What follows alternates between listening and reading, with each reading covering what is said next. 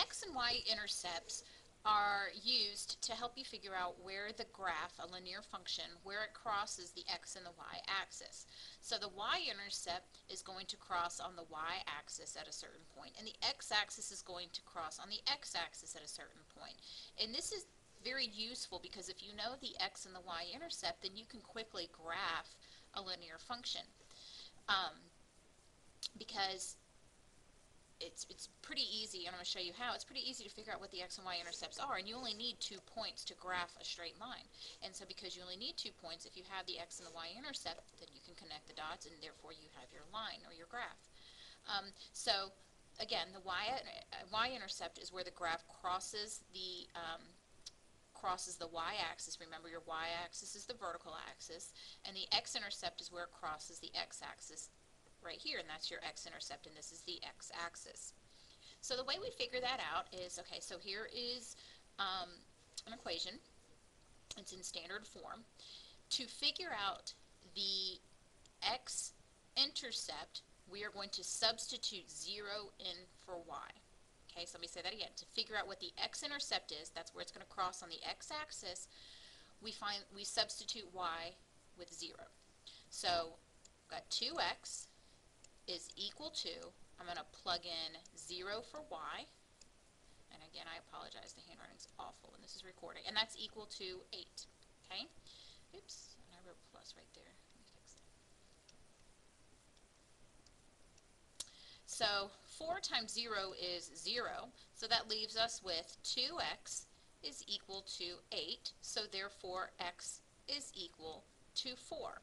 So for our X-intercept, and I'm going to write it right over here off to the side, again, we said x is equal to 4, because remember, your points are written x comma y. Okay, so our x is 4, we're saying when x is 4, then y is equal to 0. We plugged in 0 right here. So our X-intercept, this graph is going to cross the axis at x-axis at 4 comma 0. Now for the Y-intercept, we are going to substitute in 0 for the x. So it's a little bit backwards.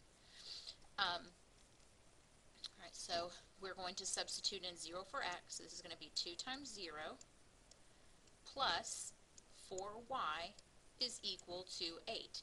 2 times 0 is 0, so we're left with 4y is equal to 8, so therefore y is equal to 2.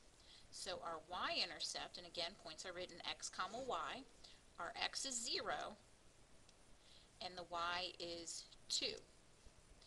So these are the points that we would plot on a coordinate plane to help us graph this function. So let me, just so I have it,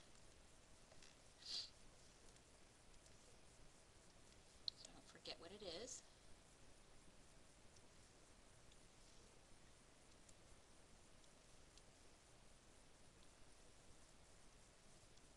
So these are the points we're going to graph.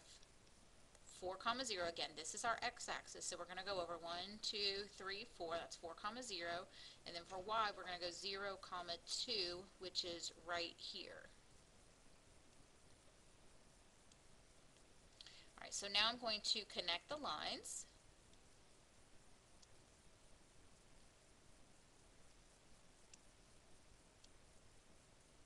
And so here is what the graph looks like. So you can see that it's really quick, it's really easy to figure out what the x and y intercepts are. Those are 2 points that are on there. Now of course there's many other points on here, but these are just 2 that are pretty easy to figure out real quickly if you need to graph. Okay, so let's do one more. If we have negative 3x plus 2y equals 9, and a quick trick, and it's hard, I can't show you on the computer, but on your paper, if you write this equation down, you can use your thumb and cover up the negative 3x, and that's going to leave you with 2y equals 9, so you can figure out what the y-intercept is. And then you cover up the y with your thumb, the 2y with your thumb, and that leaves you with negative 3x equals 9, and you can figure out the x-intercept. So that's just a little trick that might be used to help you quickly figure out what the x and y-intercepts are. So I'm going to start with the x-intercept. So x-intercept means that y is equal to 0. So I'm going to do negative 3x,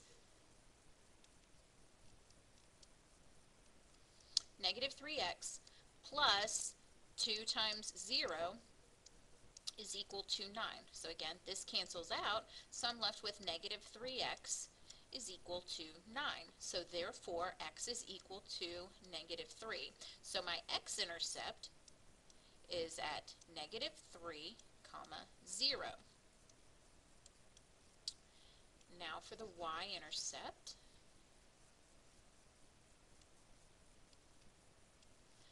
For y-intercept, x is 0, so it's going to be negative 3 times 0 plus 2y equals 9. This cancels out, leaving me with 2y is equal to 9. So therefore, y is equal to 4.5 or 4.5. So for our y-intercept, it's going to be 0, because x is 0, and y is 4.5.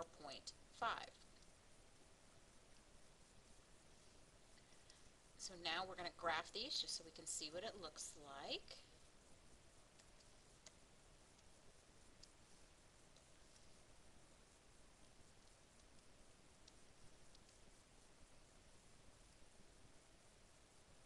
I have negative 3 comma 0, and I have 0 comma 1, 2, 3, 4, and then 0.5 is going to be right there in the middle.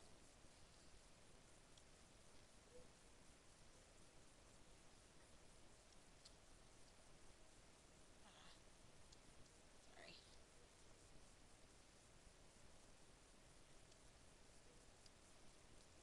And so this is what the graph of the equation looks like.